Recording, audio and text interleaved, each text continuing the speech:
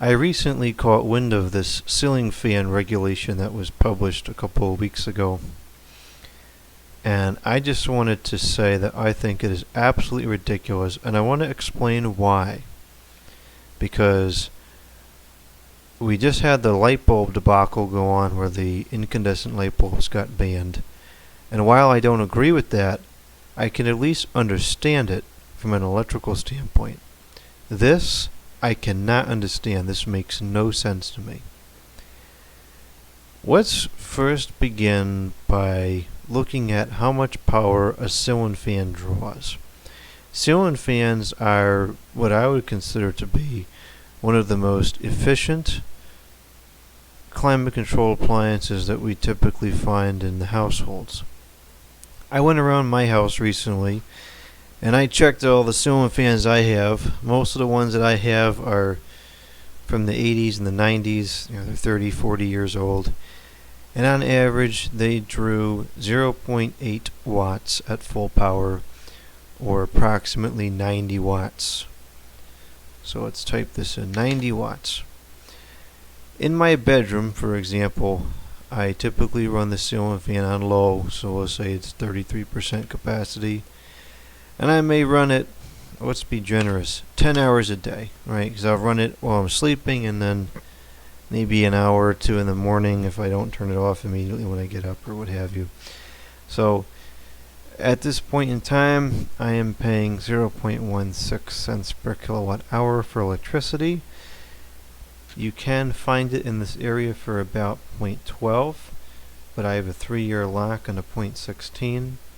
So I'm keeping that because I suspect that 0.12 is going to be very short-lived. So as it stands right now, to cool my bedroom with that ceiling fan, I'm spending a whopping $1.45 per month, assuming I run that fan this way every single night, which is not the case. It's only hot in this part of the country for 3 to 4 months out of the year, and a lot of those nights it cools off. Tonight it's only 68 degrees out. I'm not going to need to run the ceiling fan tonight. Didn't use it last night, probably won't use it tomorrow. So let's say, and I think this is a generous factor as well, let's say 2 months out of the year I run the ceiling fan. So for the next 3 years it's going to cost me $3 a month to run the ceiling fan in the bedroom. That's next to nothing. Right now, let's say in the kitchen, when I'm cooking, I run the ceiling fan at 100% capacity. And let's say I cook for half an hour, I leave it on while I'm eating dinner because it doesn't use much power, and I come back in and I clean up the dishes and whatever. Let's call that a 4-hour production. So to run the ceiling fan in the living room, in the kitchen, cost me $1.75 per month. And the same thing with the fan in the bedroom. Sometimes it's not hot out, sometimes I don't cook at home, sometimes I have the air conditioner on and I don't use the fan.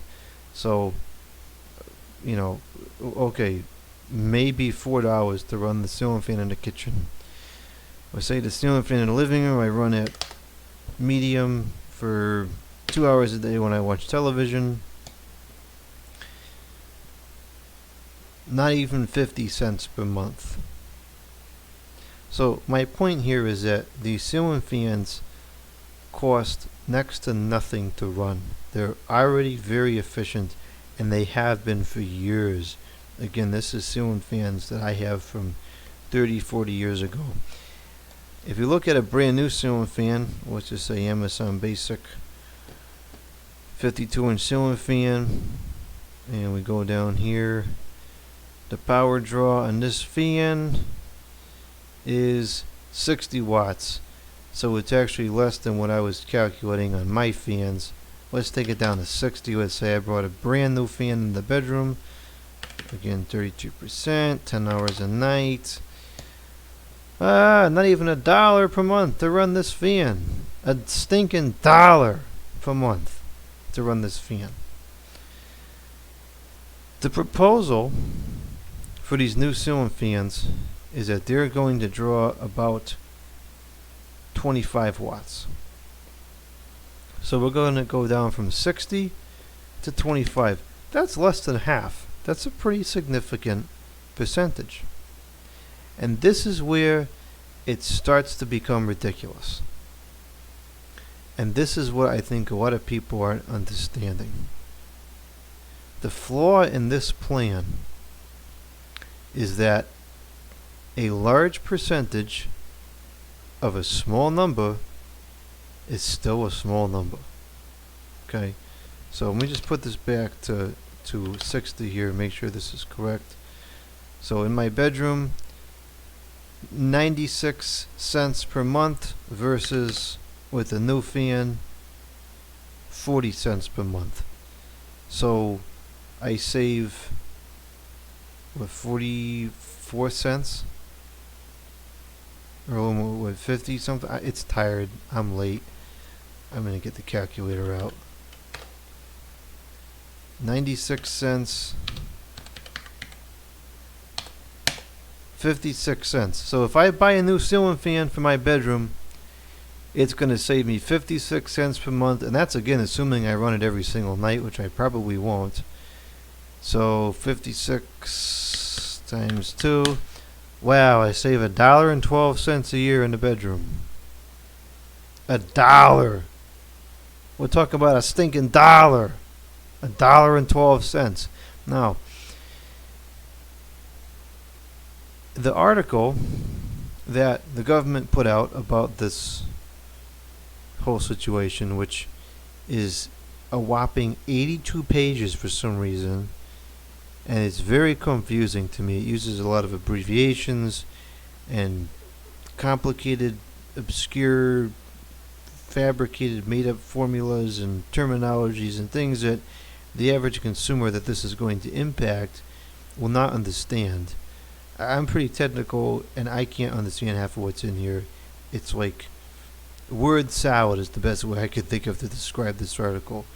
It's an abysmal article, and I don't like it.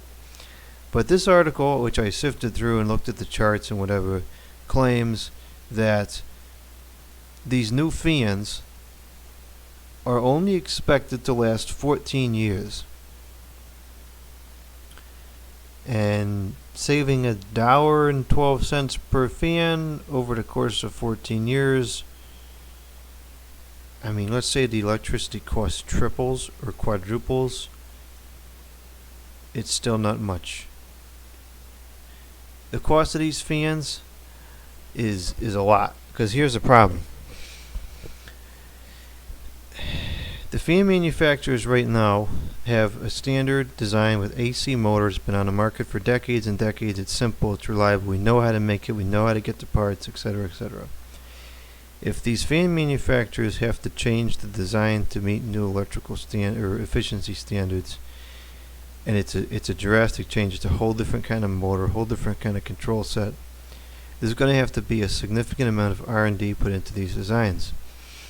So these companies are going to spend an obscene amount of money on R&D. They're going to have to design new packaging, new advertisements, new documentation. They're going to take new pictures, come up with new designs, come up with new control set, buy electronic, all these different things that go into the process of designing a new fan. And that cost is all going to get put into the product, and the consumer is going to pay for all that. So that's going to drive the price up right there. Secondly, these new fans are going to use DC motors, which require electronic controls to convert the AC power that comes into the house to the DC power that the motor takes. They're going to have electronic controls, transformers, step-down transformers, capacitors.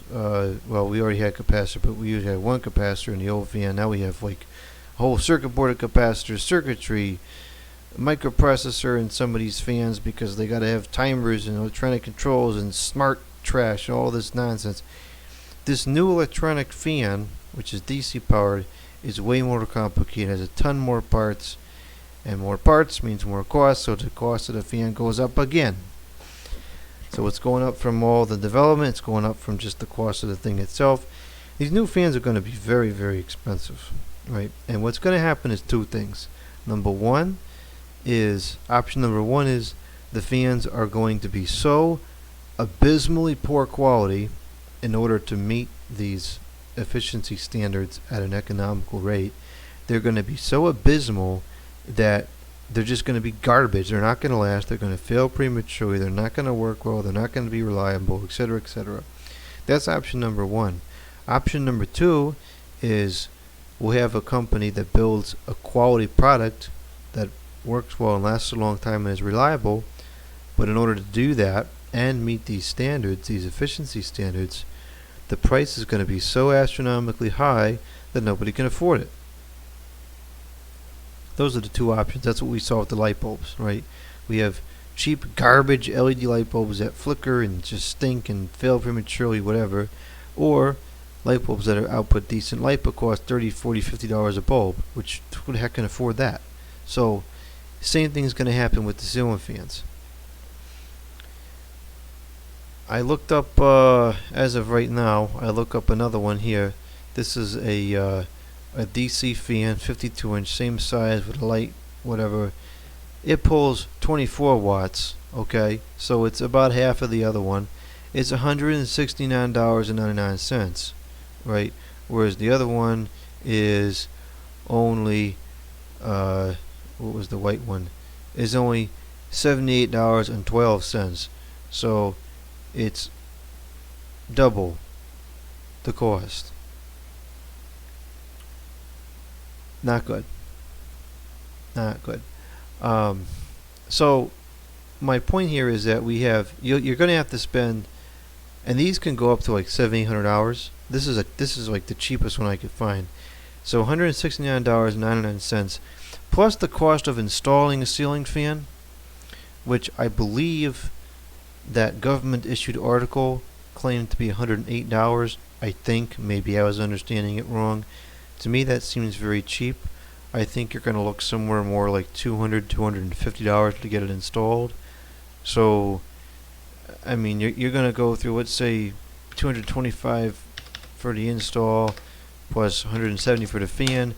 You're going to spend $395 to replace the fan to save $3 a year. You're going to croak before the thing pays for itself, even if it lasted. But in reality, the thing is going to break before it can even come close to paying for itself. It's stupid. It makes no sense. We're targeting an appliance that doesn't draw a lot of power, and it's being worked up as we're cutting the power draw in half. We're increasing the efficiency by 100%. It doesn't matter because you're taking minuscule amounts and cutting in half. It's minuscule. It's nothing. It's negligible. There's no benefit to this nonsense. Absolutely zero. And nobody can afford it. That's the worst part. All this is going to do is make it even more expensive to buy the product. That's it. That's all it does. And because it's so complicated and so poorly built to try to meet these standards, it's going to break in a couple years, and you're going to get back at the store buying another one. It's going to have inflated since the first time you bought it, and it's just more money, more money, more money. It's all this does. It just increases the cost of the product. And in this case, because the product is already efficient, there's zero incentive to buy it. Zero, because it's a losing investment. It will never save you anything. For years, I've been saying what we should go after is equipment with shaded pole motors. There's two pretty common types of AC motors, shaded pole and PSC. Shaded pole is horrifically inefficient. PSC, which is what the ceiling fans of today and 20, 30, 40, 50 years ago utilized, is pretty efficient. It's much more efficient than shaded pole. For example, this Honeywell turbo fan, these are all over the place, very common fan. This fan pulls 0.6 amps, or at 120 volts with a power factor of about 0.75, 50 watts. Compared to our, and this is an 11-inch fan, compared to, or no, it's this is a bigger one. I'm talking about the little 9-inch one that sits on the desk. Compared to this big 52-inch fan, only pulls 60 watts, 10 more watts. You can put this on in the room, and 10 people can sit in the room and feel the air moving around and feel more comfortable. This is going to cool one person. This is what we should be going after. Because if you take this, which comes with a shaded pole motor and pulls zero point 0.6 amps, and you put a PSC motor in there, you're going to cut that in half to 0.3 watts, 0.2 watts. That makes sense, because these things are actually something that turns over quick, right? Like ceiling fans are considered a durable good. That people put a ceiling fan in and it sits there for decades. These things, people buy them every year and throw them out at the end of the year. These would be turning over quick. I don't get it.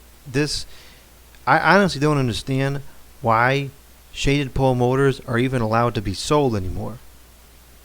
I don't care how much power it draws as long as it works good, but to me, this is ridiculous. This is an inefficient product, and yet, no problem. Meanwhile, we have efficient products like ceiling fans, and we're just going to jack up the price and make a mess. I don't get it. Now, of course, the same truth exists here. This costs $16 right now.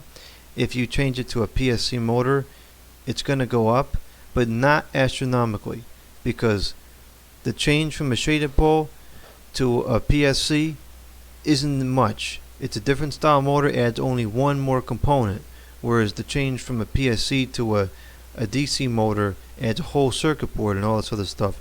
This is kind of like the light bulbs, right? When we went from incandescent to fluorescent, that was like a 60 watt incandescent to a 13 watt fluorescent. That's a big deal, right? That's a huge decrease in power. And then these stupid LED things come on the market, and they say, oh, well, you get your fluorescent standard is now 13 watts, and the LED is only going to pull 6 watts. It's half the power. It's half of nothing. And it's the same thing here. It's half of nothing. So it's still nothing. This is stupid. The ceiling fan thing is stupid.